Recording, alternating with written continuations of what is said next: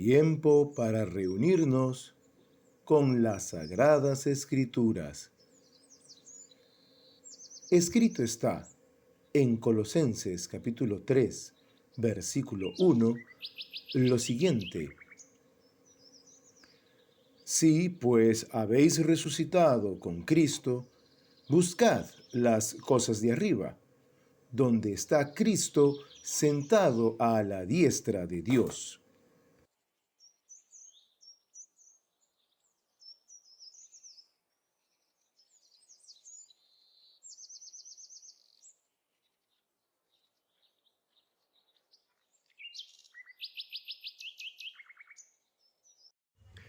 Qué alegría estar nuevamente en este domingo, Día del Señor, primer día de la semana, aquí reunidos. El domingo pasado fue un domingo muy particular, lleno de estorbos y de tropiezos que nos impidieron terminar de grabar. Grabaciones que se borran, perros que interrumpen y muchas otras cosas. Pero ahora, por la gracia de nuestro Señor Jesucristo, estamos aquí. Y para poder comenzar este tiempo, vamos nuevamente a recordar quién está en medio de nosotros, como dice la Escritura, para que con respeto a nuestro Dios podamos dirigirnos y consagrarle a Él este tiempo para que pueda hacerse su voluntad en nuestras vidas y en las vidas también de todos aquellos que puedan escuchar y ver este material. ¿Qué dice por favor la Escritura en Mateo 18:20? Porque donde están 2 o 3 congregados en mi nombre, allí estoy yo en medio de ellos. Muchas gracias. Y vamos a comenzar orando al Señor en este tiempo. Oremos. Padre nuestro que estás en los cielos, te damos muchísimas gracias por permitirnos estar aquí en este hermoso parque nuevamente en este domingo, día de nuestro Señor Jesucristo, en el cual siempre recordaremos tu santísima resurrección. Gracias, Padre Santo, porque nos das esta oportunidad de dirigirnos a ti y por medio de tu santa palabra servirte para que tu Espíritu Santo que mora en nosotros nos transforme y conforme primero a la imagen de nuestro Señor Jesucristo, y por medio de tus siervos tu palabra también pueda ser extendida a todo aquel que vea o escuche este material. Gracias, Padre Santo, por este tiempo que te lo podemos encomendar en el nombre de nuestro Señor Jesucristo. Amén. Y vamos a comenzar yendo nuevamente a Lucas, donde nos habíamos quedado 2 semanas atrás. En Lucas vamos a ubicarnos en el versículo 38 del capítulo 10. Lucas 10:38. Habíamos visto cómo el Señor había manifestado su poder en muchas maneras a lo largo de los capítulos que ya hemos avanzado, y también habíamos visto cómo el Señor había comisionado a otros 70 para que fueran a predicar en su nombre. Vimos también, en medio de ello, cómo el Señor había reconvenido a aquellas ciudades que habían rechazado al mismo Señor Jesús y su mensaje, diciendo incluso que ciudades del pasado, como Sodoma, o presentes, como Tiro y Sidón para ese momento, iban a tener menor castigo que aquellos que habían rechazado al Señor Jesús. Muchos escuchaban al Señor Jesús, pero pocos eran los que obedecían al Señor Jesús. Como sucede hoy en día, hay muchos lugares plagados de gente que quiere escuchar al Señor Jesús, y lo escuchan bien, pero no están dispuestos a obedecer al Señor Jesús. Y en Mateo 10, en el versículo 25, vimos a este hombre que trató de probar al Señor Jesús, un intérprete de la ley. En Mateo 10:25, Lucas 10:25 habíamos visto a este hombre, intérprete de la ley, quiso probar al Señor, y el Señor lo volvió a las Escrituras. Mucha gente de esa época juzgaba que el Señor Jesús no era quien decía ser. Por lo tanto, su palabra hubiera podido ser cuestionada. Pero algo que nadie podía cuestionar era la palabra de Dios, que para ese momento era el antiguo pacto. El Señor Jesús vuelve a este hombre a las Escrituras y por medio de las Escrituras corrige su enfoque. El amar a Dios por sobre todas las cosas y al prójimo como uno mismo. Y el Señor le dice: haz esto y vivirás. Bien has respondido. El hombre no tenía falta de conocimiento. Conocía bien, interpretaba bien, pero no vivía lo que sabía e interpretaba. quiso justificarse ante el Señor y preguntó, ¿y quién es mi prójimo? Y el Señor le muestra que cualquier persona cerca es tu prójimo, aunque sea un samaritano, aunque sea una persona que no nos gusta, aunque sea una persona que no acepto por su conducta, por su vida o por otras cosas. Esa persona es mi prójimo. Hey, yo no me voy a juntar con él, pero es tu prójimo. No, es que es mi familia, pero no me llevo con mi familia. Es tu prójimo. Son mis compañeros de trabajo. Son pecadores. No me voy a juntar con ellos. Es tu prójimo. Juntarnos con el prójimo para ayudarles no quiere decir en ninguna manera participar de su vida pecaminosa, sino estar dispuestos con amor, longanimidad y paciencia a servir al Señor, procurando alcanzarles el evangelio para que sean salvos. Y si son creyentes que andan desordenadamente, pero todavía podemos acercarnos a ellos, pues para que anden en la santificación con la que Cristo ya nos santificó. Así que debemos estar siempre dispuestos a recordar que el amor al prójimo es la evidencia de nuestro amor a Dios. No es fácil tolerar al prójimo y no es fácil tolerar los pecados del prójimo, pero tenemos que hacerlo porque esa es la forma en que Dios va a evidenciar su amor por ellos a través de nosotros. Como dijo Juan, si yo digo amar a Dios, pero cierro contra mi prójimo, contra mi hermano, mi corazón, ¿cómo digo que el amor de Dios mora en mí? Debo ser paciente y longánime. Y la paciencia es esa capacidad de soportar problemas, y la longanimidad la capacidad de soportar personas que nos traen problemas. Así que debemos ser siempre longánimes y siempre pacientes. Pero luego de que el Señor enfoca a este hombre, y no le queda a este hombre otra que reconocer que el prójimo había sido, como él dijo, aquel que usó de misericordia con el hombre golpeado, no quiso ni siquiera decir samaritano, el Señor le dijo nuevamente, ve y haz tú lo mismo. Corrigió el enfoque de este hombre. Pero ahora, recordemos que todo esto se está dando mientras que el Señor Jesús va de camino a Jerusalén. Y en ese momento Él entra a una aldea, a un lugar muy especial, que para nosotros va a ser muy importante en respecto a nuestra esperanza en Dios, en que el Señor Jesús regresará. ¿Qué dice, por favor, Lucas 10:38? Del versículo 38 hasta el versículo 42. Aconteció que yendo de camino, entró en una aldea, y una mujer llamada Marta le recibió en su casa. Esta tenía una hermana que se llamaba María, la cual, sentándose a los pies de Jesús, oía su palabra. Pero Marta se preocupaba con muchos quehaceres, y acercándose dijo, Señor, ¿no te da cuidado que mi hermana me deje servir sola?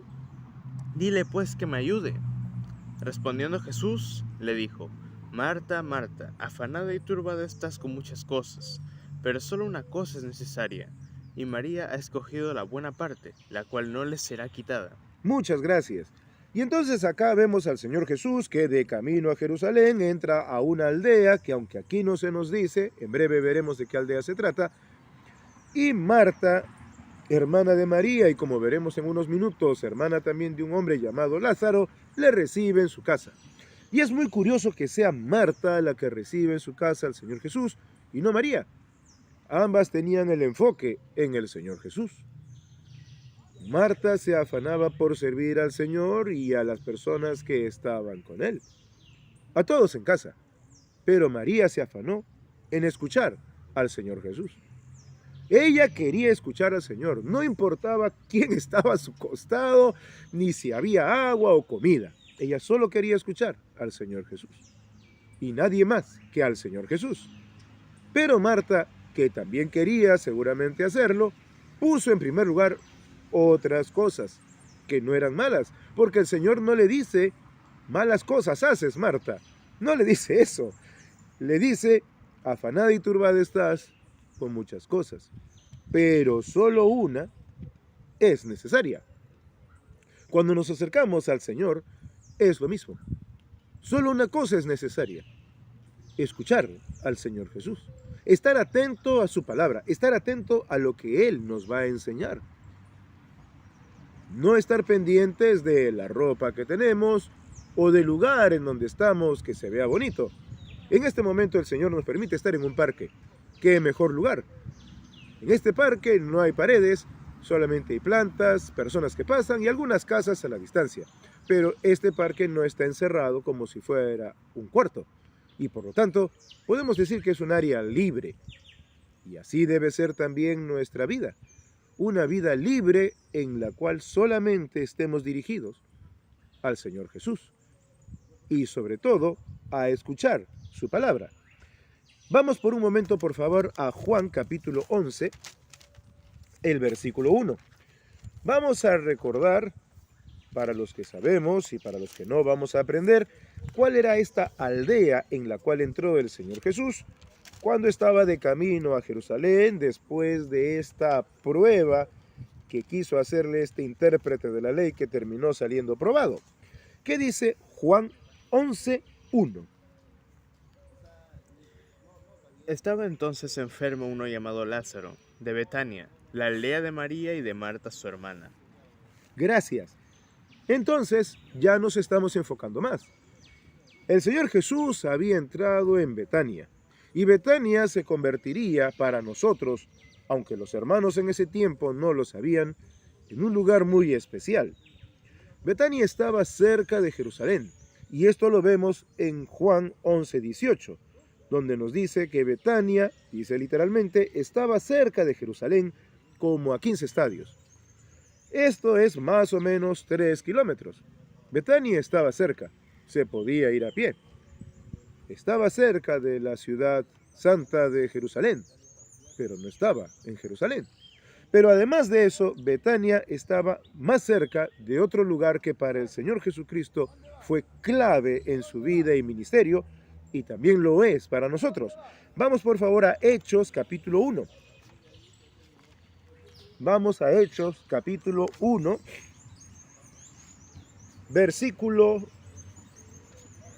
Vamos a Hechos capítulo 1, versículo 12. ¿Qué dice Hechos 1:12? Entonces volvieron a Jerusalén desde el monte que se llama del Olivar, el cual está cerca de Jerusalén, camino de un día de reposo. Gracias. Y esto es el punto cardinal. El Señor había entrado a la aldea de Betania, que estaba a 3 kilómetros de Jerusalén, 15 estadios. Pero Betania estaba más cerca de otro lugar, del Monte de los Olivos. El Monte de los Olivos estaba camino de un día de reposo, como lo acabas de leer, de Betania. Betania estaba a las faldas de este monte. Estaba a 1 kilómetro 200 metros, 1200 metros del monte donde el Señor, en primer lugar, iba a pasar su pasión. Cuando el Señor fue entregado, estaba orando en el Monte de los Olivos. Ahí fue capturado el Señor y ahí regresa con sus discípulos una vez resucitado y desde ahí asciende al cielo. Un lugar bendito y muy especial. Pero además de eso, ya podemos ir adelantándonos una cosa. Y es que cuando Él es alzado al cielo, se aparecen 2 hombres con vestiduras blancas, 2 ángeles, entendemos según la Escritura, que les dicen algo a los apóstoles y a todos los que estaban con ellos, los demás discípulos. Retrocede, por favor, y ahí nomás en el capítulo 1 de Hechos, que dice, por favor, los versículos 10 y 11. Versículos 10 y 11 de Hechos 1. Y estando ellos con los ojos puestos en el cielo, entre tanto que él se iba, he aquí se pusieron junto a ellos 2 varones con vestiduras blancas, los cuales también les dijeron: varones Galileos, ¿por qué estáis mirando al cielo?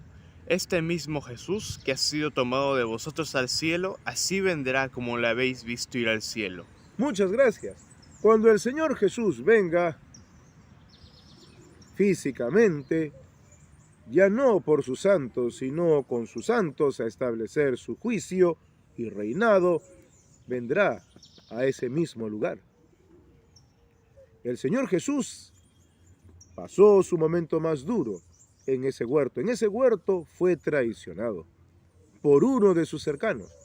Él era amigo de Judas, pero Judas nunca fue amigo del Señor Jesús. En ese lugar el Señor congrega a sus discípulos. Les habla de la promesa del Padre, la venida del Espíritu Santo que ya les había anunciado, y desde ese lugar asciende al cielo.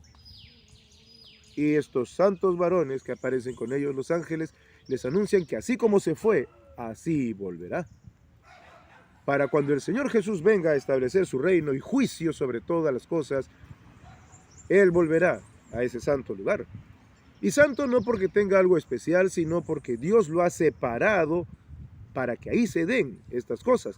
Pero en Betania, no solamente cerca también del Huerto de los Olivos, se dieron estas cosas, sino otras cosas que vamos a revisar que tienen mucho que ver con la vida, sepultura, muerte, resurrección del Señor Jesús. Y vamos, por favor, nuevamente a Lucas. En Lucas capítulo 9, solamente para recordar el enfoque, en el versículo 51, en Lucas 9, 51, podemos recordar, nuevamente ya lo hemos dicho, pero nos vamos a enfocar de nuevo en ello, que el Señor Jesús se estaba dirigiendo hacia Jerusalén. ¿Qué dice, por favor, Lucas capítulo 9, versículo 51? Cuando se cumplió el tiempo en el que había de ser recibido arriba, afirmó su rostro para ir a Jerusalén. Muchas gracias. Entonces, después de los hechos portentosos que habíamos visto en los capítulos anteriores, 8, 9, 6 de Lucas, el Señor afirma su rostro porque ya sabía lo que le venía y aún así cobró fuerzas y se fue a Jerusalén. Camino de Jerusalén, Él entra a la aldea de Marta y de María y se dan los eventos que hemos visto. María afanada, desenfocada, y el Señor la reenfoca. Más importante es escuchar mi palabra que servirme un pan, María. A Marta la enfoca. Más importante que servirme un vaso de agua o atender a todas estas personas que han entrado en tu casa es escuchar mi palabra. Pero el Señor no se queda allí, sino que sale de Betania, sale de esta aldea. Volvamos por favor a Juan. Hoy nos vamos a mover un poquito por las Escrituras y vamos nuevamente a Juan. En el capítulo 10 de Juan, en los versículos 22 y 23, vamos a ver hacia dónde fue el Señor Jesús. ¿Qué dice, por favor, la Escritura en Juan capítulo 10, en los versículos 22 y 23? Mas también Juan 10, cuidado, Juan 10, 22 y 23. Celebrábase en Jerusalén la fiesta de la dedicación. Era invierno, y Jesús andaba en el templo por el pórtico de Salomón. Gracias. El Señor Jesús anteriormente se había dirigido a Jerusalén en esta fiesta y estaba en el templo, en el pórtico de Salomón, enseñando. En ese lugar cuenta su maravillosa enseñanza de que Él es el buen pastor, que Él habla a las ovejas, que las ovejas oyen su voz, que Él les da vida eterna y que nadie las puede arrebatar de su mano ni de la mano del Padre.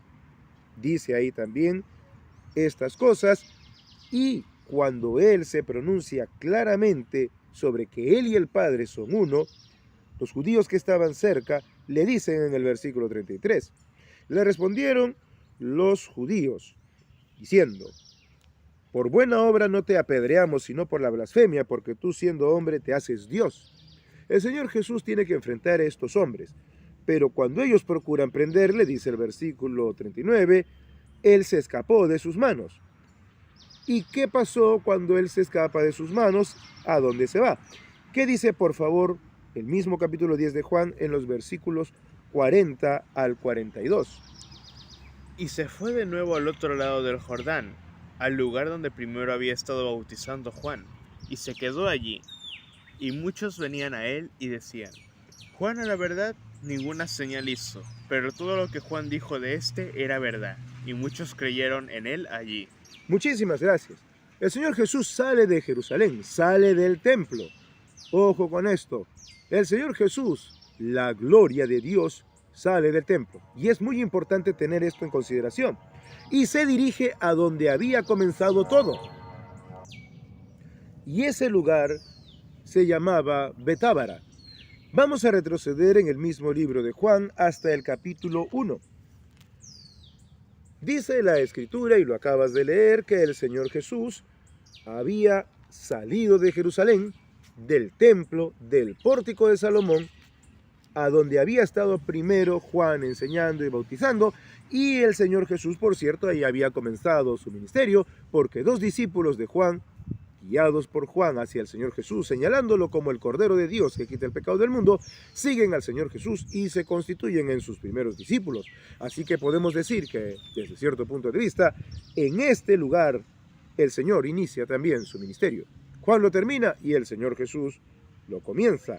¿Qué dice, por favor, Juan 1, versículo 28? Juan 1, versículo 28. Estas cosas sucedieron en Betábara, al otro lado del Jordán, donde Juan estaba bautizando. Gracias. Confirmamos pues que el Señor Jesús sale de Jerusalén. La gloria del Señor sale de Jerusalén y se va hacia Betábara. Y es muy interesante que haya salido, buenos días, de Betábara. ¿Por qué? Porque la palabra Betábara quería decir la casa del pasaje. ¿Pero de qué pasaje estamos hablando? El lugar llamado Betábara era considerado por los judíos como el lugar desde donde Josué, después de su siervo Moisés, había hecho pasar el Jordán en seco a los hijos de Israel. Era un lugar muy especial. El Señor Jesús iba a cruzar este Jordán y les iba a dar un reposo como Josué no se los había dado. Pero vamos a seguir avanzando. Vamos por favor ahora a Juan nuevamente, al capítulo 11. Regresamos a Juan capítulo 11 en el versículo 1. Juan 11, 1. ¿Qué encontramos por favor en Juan 11, 1? Vamos a regresar, ya sabemos que nos habla de lugar que se llamaba Betania, la aldea, pero nos da un dato importante. ¿Qué dice Juan 11, 1? Estaba entonces enfermo uno llamado Lázaro, de Betania, la aldea de María y de Marta su hermana. Estaba enfermo uno llamado Lázaro.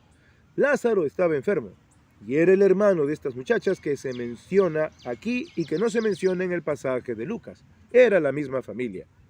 Estos 3 hermanos eran amados por el Señor Jesús y ellos amaban al Señor Jesús. Y se da aquí el evento más maravilloso para esta familia. Lázaro enferma y muere y el Señor viene a resucitarlo. A lo largo del capítulo vemos este maravilloso evento y lo vamos a revisar brevemente al partir de este punto. Escrito está: estaba entonces enfermo uno llamado Lázaro de Betania, la aldea de María y de Marta su hermana. María, cuyo hermano Lázaro estaba enfermo, fue la que ungió al Señor con perfume y le enjugó los pies con sus cabellos. Enviaron pues las hermanas para decir a Jesús: Señor, he aquí el que amas está enfermo. Oyéndolo Jesús dijo: esta enfermedad no es para muerte, sino para la gloria de Dios. Estemos atentos a esa expresión. Para que el Hijo de Dios sea glorificado por ella. Y amaba a Jesús a Marta, a su hermana y a Lázaro. Cuando oyó pues que estaba enfermo, se quedó 2 días más en el lugar donde estaba. Y donde habíamos dicho que estaba, él estaba en Betábara. Ahí se había quedado. Estaba en Betábara 2 días, tengamos eso en cuenta.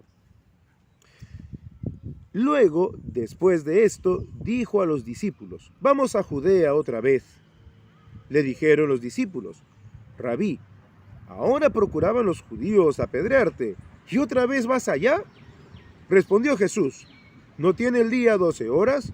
El que anda de día no tropieza, porque ve la luz de este mundo. Pero el que anda de noche tropieza, porque no hay luz en él. Dicho esto les dijo: después, nuestro amigo Lázaro duerme, mas voy para despertarle. Dijeron entonces sus discípulos: Señor, si duerme, sanará. Pero Jesús decía esto de la muerte de Lázaro, y ellos pensaron que hablaba del reposar del sueño. Entonces Jesús les dijo claramente: Lázaro ha muerto, y me alegro por vosotros de no haber estado allí, para que creáis. Mas vamos a él. Y dijo entonces Tomás, llamado Dídimo, a sus condiscípulos: Vamos también nosotros para que muramos con él. Vino pues Jesús y halló que hacía ya 4 días que Lázaro estaba en el sepulcro. Betania estaba cerca de Jerusalén, como a 15 estadios, y muchos de los judíos habían venido a Marta y a María para consolarlas por su hermano. Entonces Marta, cuando oyó que Jesús venía, Marta nuevamente, salió a encontrarle, pero María se quedó en casa. Y Marta dijo a Jesús: Señor, si hubieses estado aquí, mi hermano no habría muerto. Mas también sé ahora que todo lo que pidas a Dios, Dios te lo dará. Jesús le dijo: Tu hermano resucitará. Marta le dijo: Yo sé que resucitará en la resurrección, en el día postrero. Le dijo Jesús: Yo soy la resurrección y la vida. El que cree en mí, aunque esté muerto, vivirá. Y todo aquel que vive y cree en mí, no morirá eternamente. ¿Crees esto? Le dijo: Sí, Señor, yo he creído que tú eres el Cristo, el Hijo de Dios, que has venido al mundo. El Señor Jesús sale de Betábara y, al igual que Josué, cruza este Jordán. Pero el reposo que Josué dio a los hijos de Israel no era comparable a lo que el Señor Jesús iba a hacer en esta ocasión. Los judíos recibieron la tierra prometida, pero el Señor dio la resurrección esperada. Marta, como muchos judíos, sabían que ahí iba a haber una resurrección de los justos. Pero el Señor le dijo: la resurrección está frente a ti. Ya no la tienes que esperar. No te preocupes por Lázaro. Estoy aquí para resucitarlo. Pero Marta en su dolor no lo entendió. Nuevamente Marta estaba desenfocada, como cuando lo recibió en su casa. Marta se afanó por servir cuando el Señor Jesús entró a su casa, y en este momento el dolor la tenía turbada. Aunque ella sabía, no estaba viviendo de acuerdo a lo que sabía.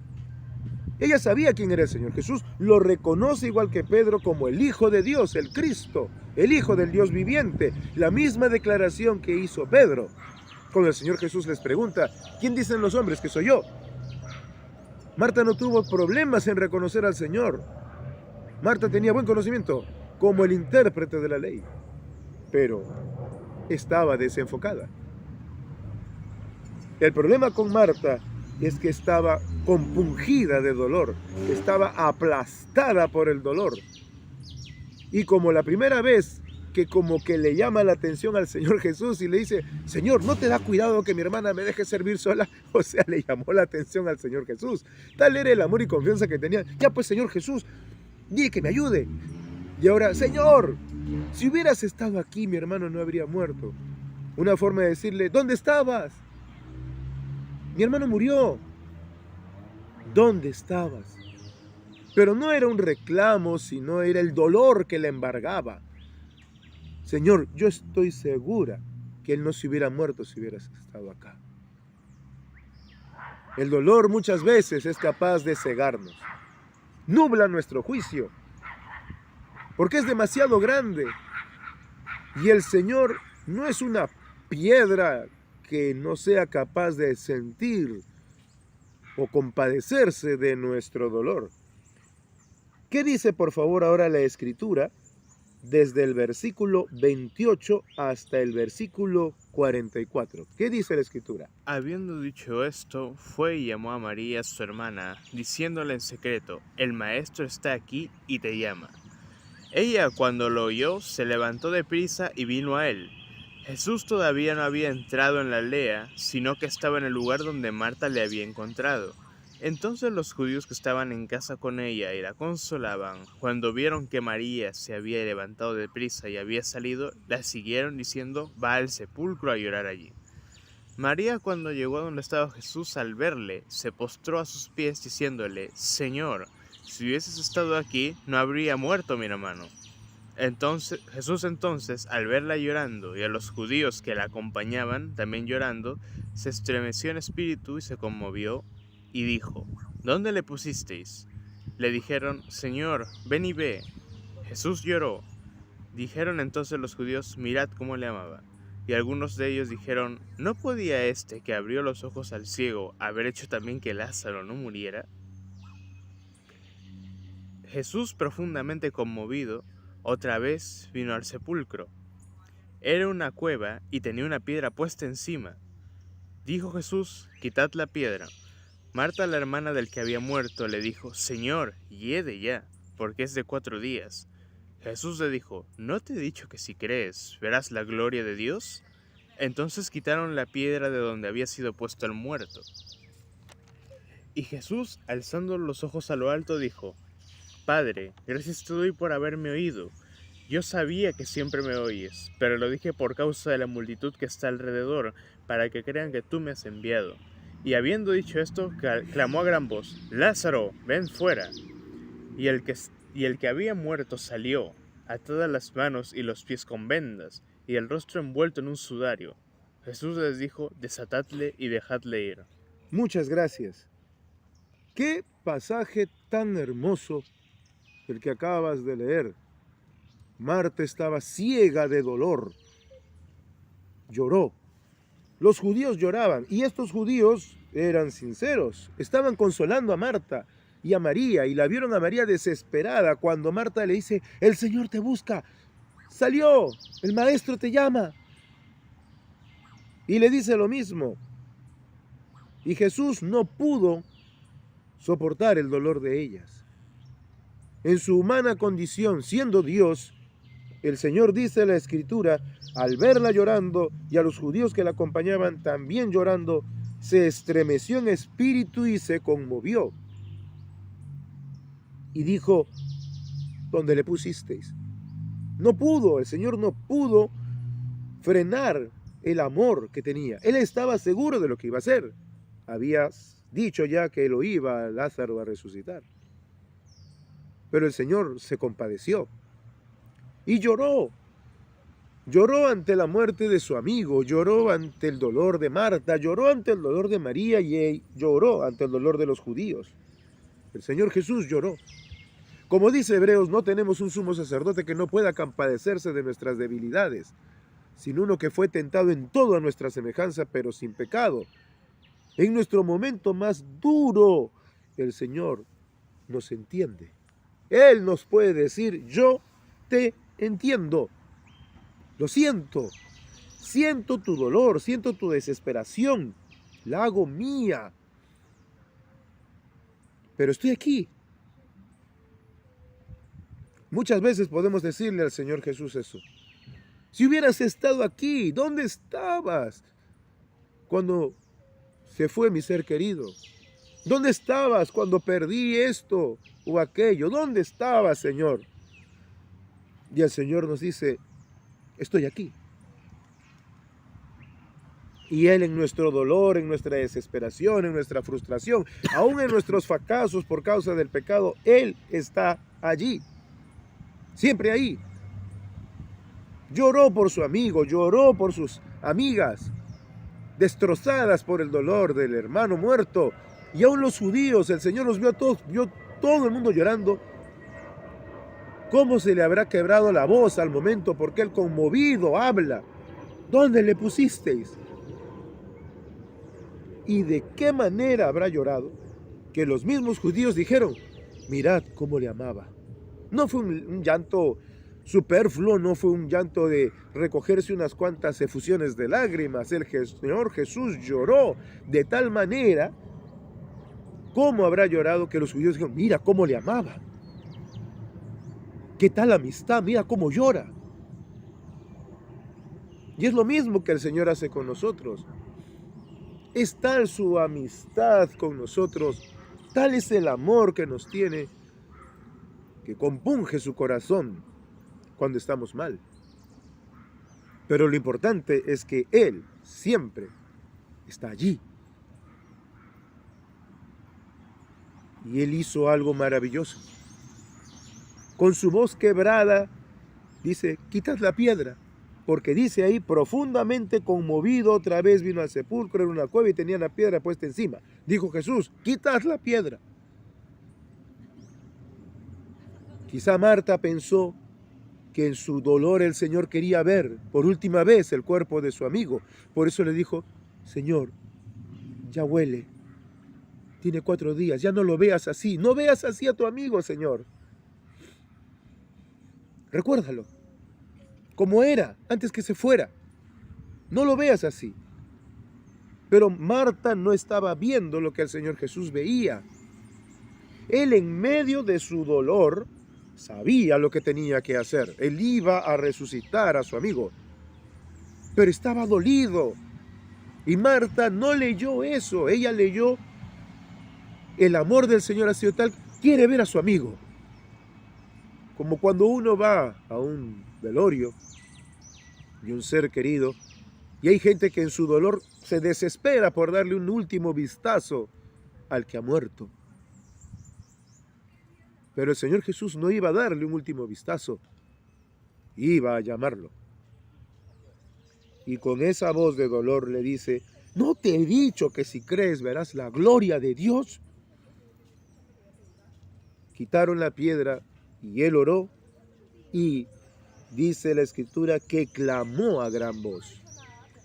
No le llamó despacio, no le llamó con firmeza, no le llamó meramente con autoridad, que siempre la tuvo.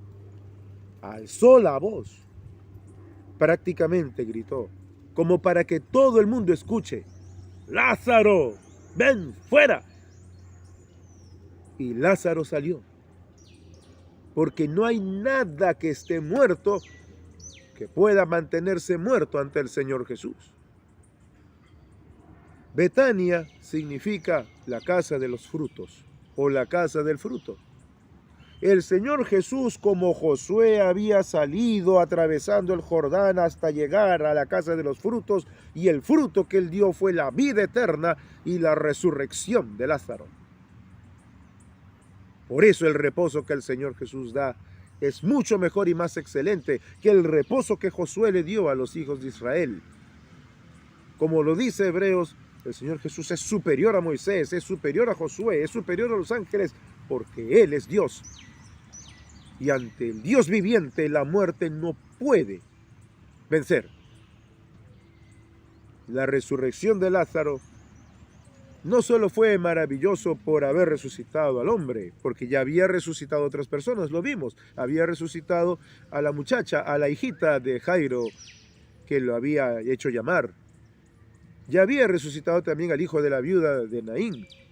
Pero esta resurrección fue particularmente importante porque se dio en un lugar donde el Señor resucitado iba a ascender al cielo, porque el Señor resucitado iba a anunciar su regreso del cielo, dando fruto para vida eterna. Nosotros que hemos creído en el Señor Jesús, resucitaremos con Él. Él nos resucitará. Y si el Señor viniera en nuestro tiempo, seremos transformados para vivir con Él para siempre. Pero como siempre, ante semejante portentoso milagro, hubo gente que no creyó. Y siempre hay gente que no va a creer. Y debemos estar preparados para ello. Y vamos a leer lo que está escrito en el versículo, buenos días, en el versículo 45. ¿Qué dice la Escritura, por favor, en el versículo 45 y 46?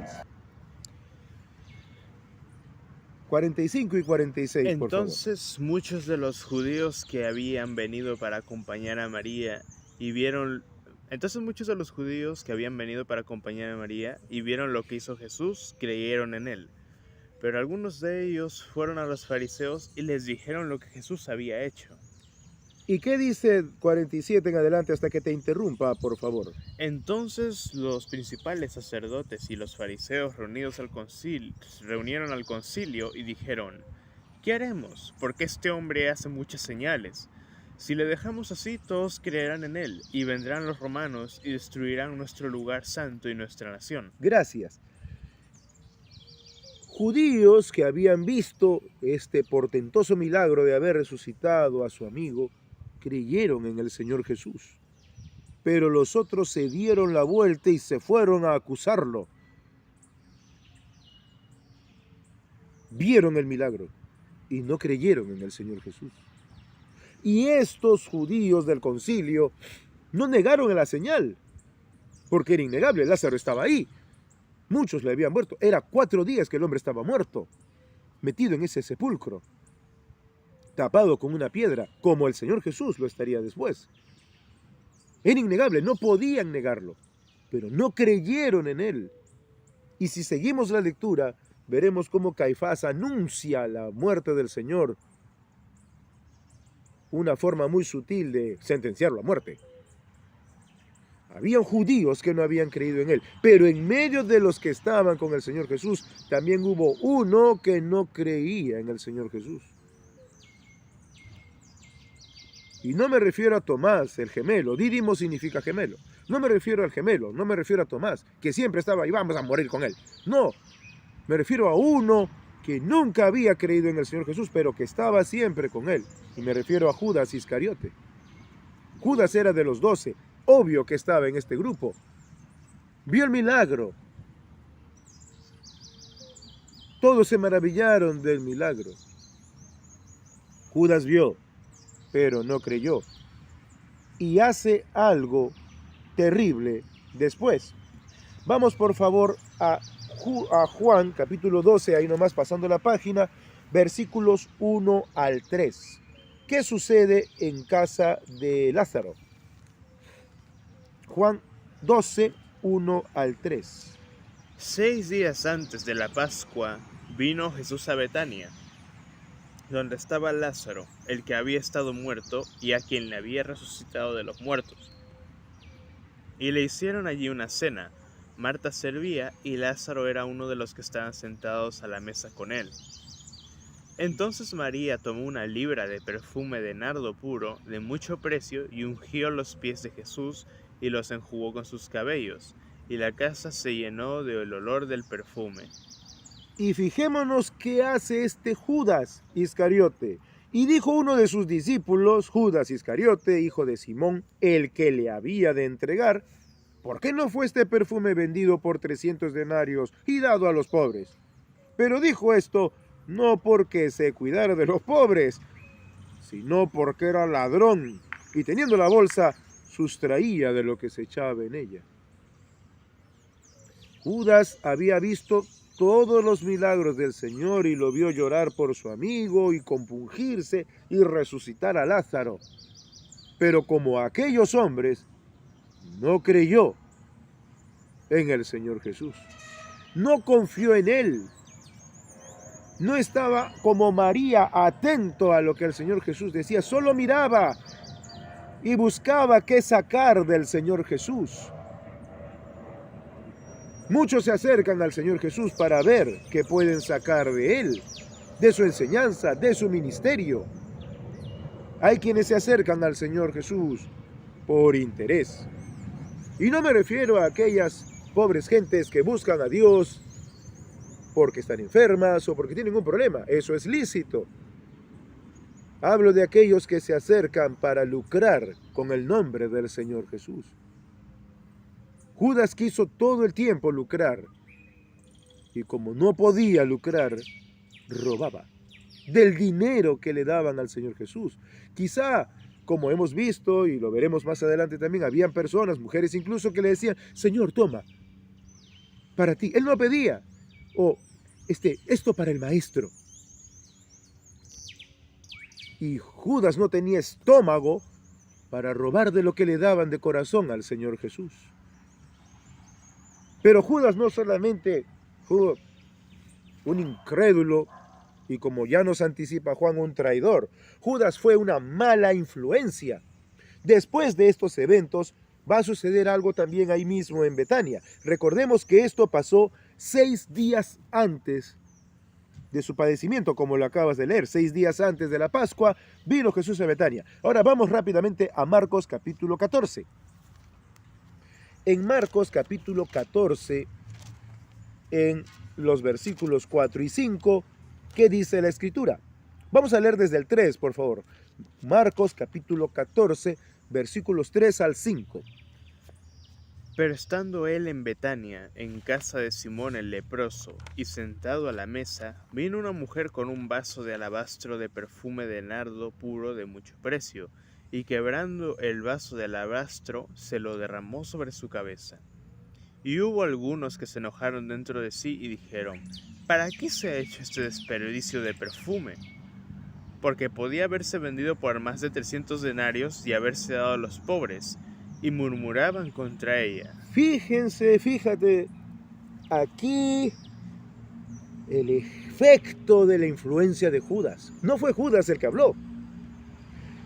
Muchos se confunden y piensan que este evento es el mismo que acabamos de leer y no es el mismo.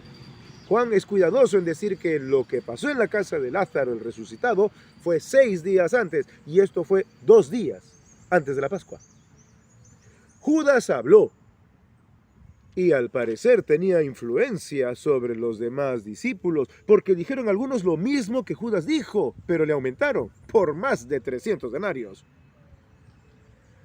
Claro, suena piadoso. Maestro, qué desperdicio. Curioso, porque María ungió los pies del Señor y esta mujer ungió su cabello.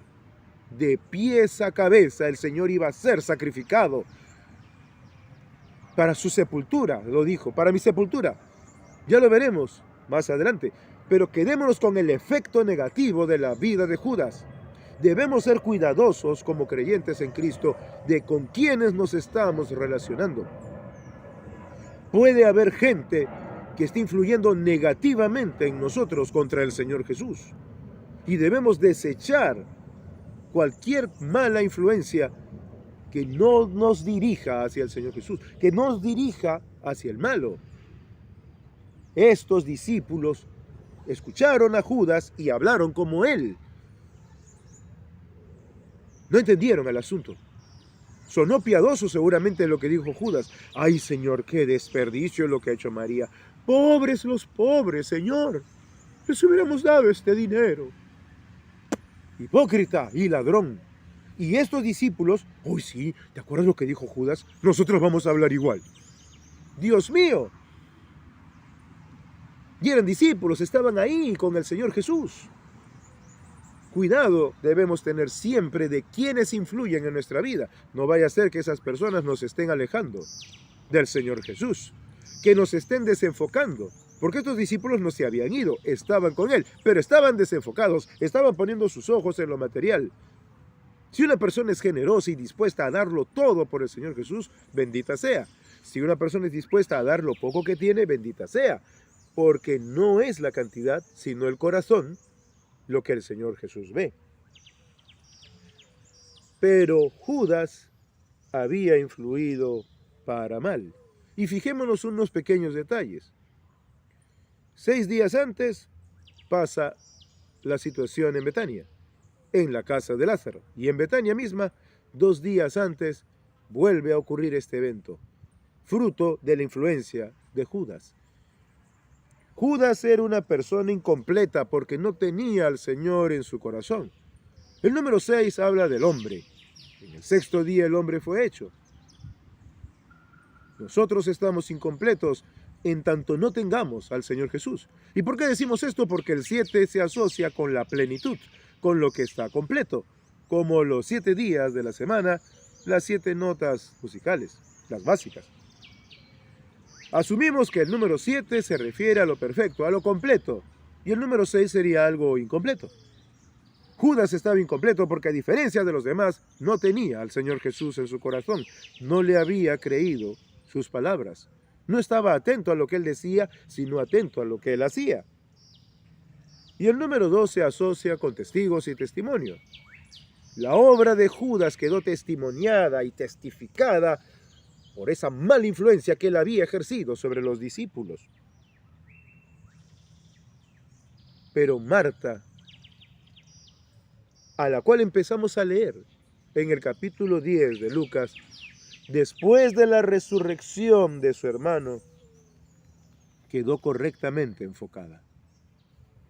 A pesar que el dolor la desenfocó, como hemos visto, A diferencia de Judas, que nunca se enfocó en el Señor Jesús y en su mensaje, Marta sí se enfocó en el Señor Jesús y en su mensaje.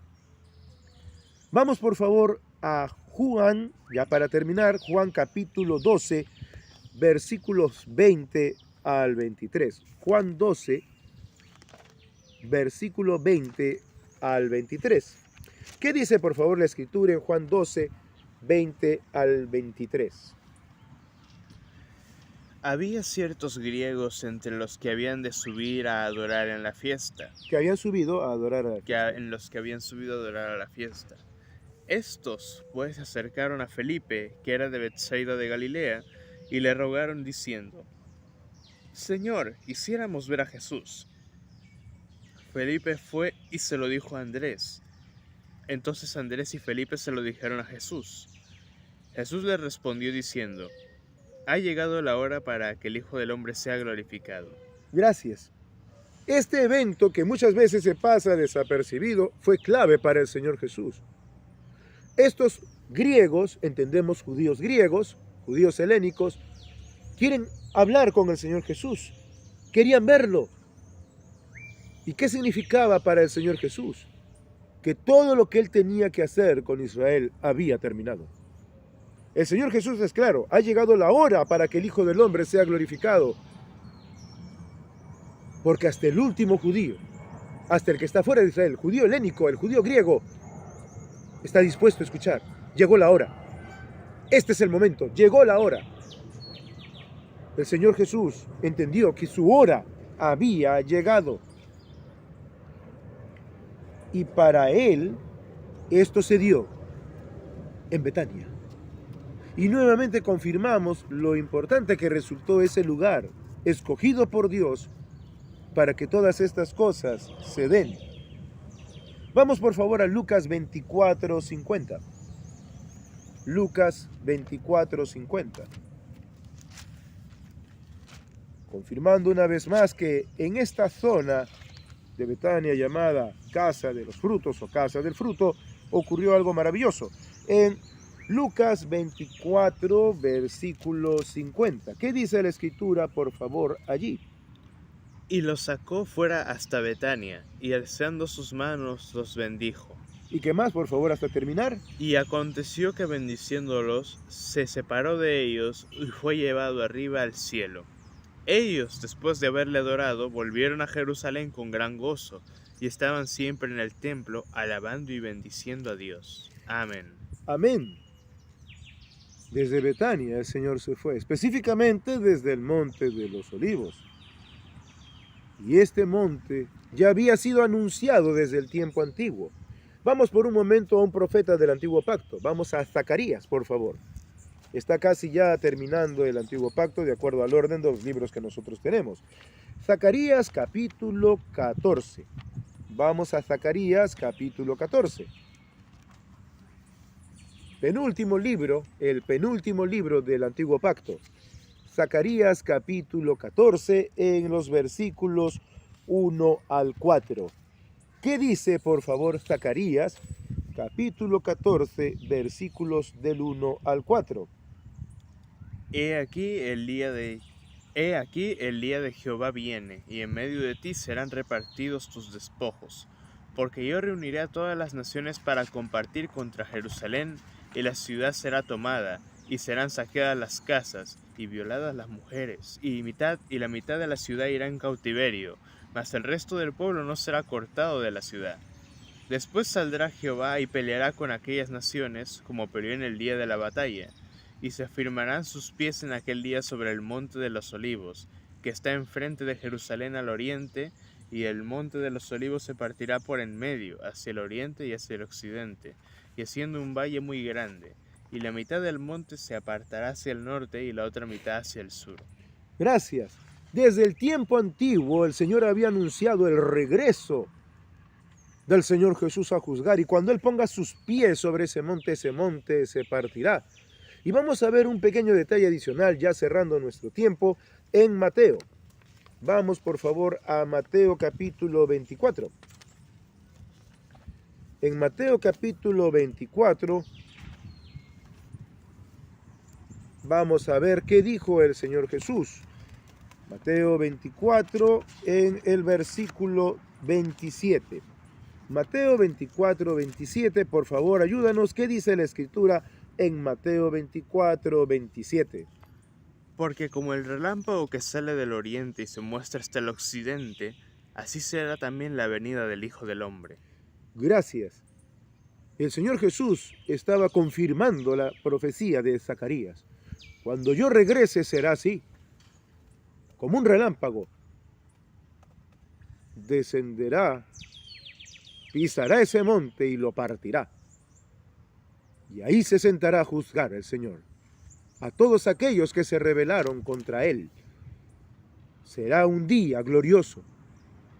Y ya el Señor desde su primera venida estaba anunciando estas cosas con los hechos portentosos que se dieron en ese lugar. Y los judíos que conocían esta palabra lo rechazaron. Sabían lo que decía Zacarías, sabían lo que decía Malaquías, sabían lo que decía Isaías, lo sabían.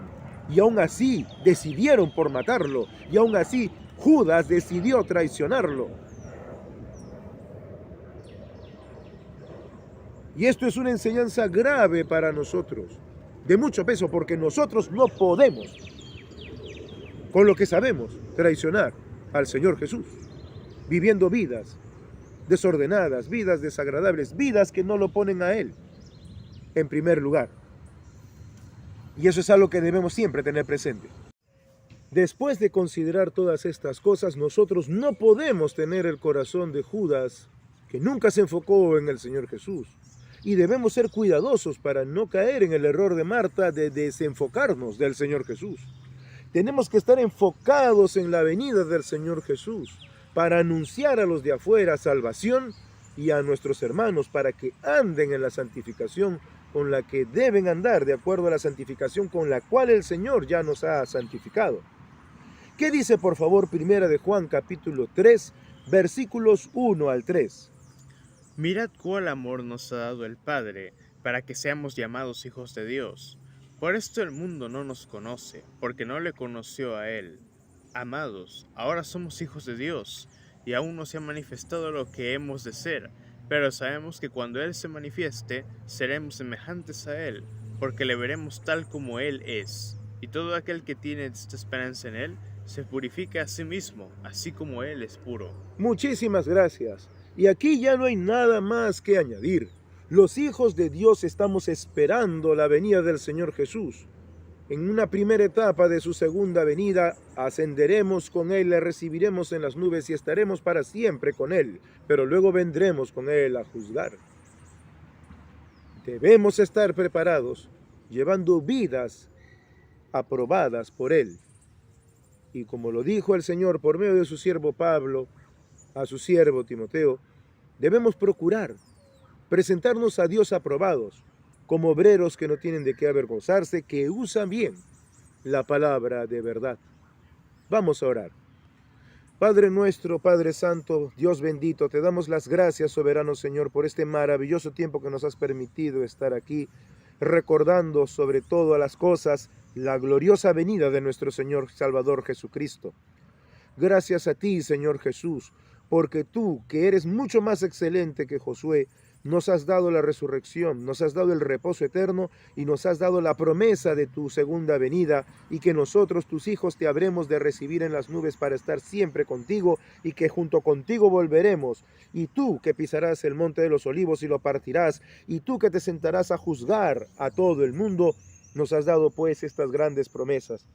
Señor Jesús, que tu Espíritu Santo que mora en nosotros dirija siempre nuestro corazón a ti, a escuchar tu santa palabra y sobre todo a ponerla por obra, para que no seamos como aquel intérprete de la ley que sabiéndola no la vivía, o como aquellos que habiéndote escuchado incluso te traicionaron. Nunca sea así en nosotros, Señor Jesús, sino que nuestro corazón esté postrado siempre hacia ti, porque tú eres el único Dios verdadero. Gracias, Padre Santo y Dios bendito, por la gran promesa que nos diste por medio de nuestro Señor Jesucristo, de que seremos transformados y estaremos contigo para siempre. Que te lo agradecemos y nos encomendamos a nosotros mismos en obediencia a ti, en el nombre de nuestro Señor y Salvador Jesucristo, quien es Dios bendito por los siglos de los siglos. Amén.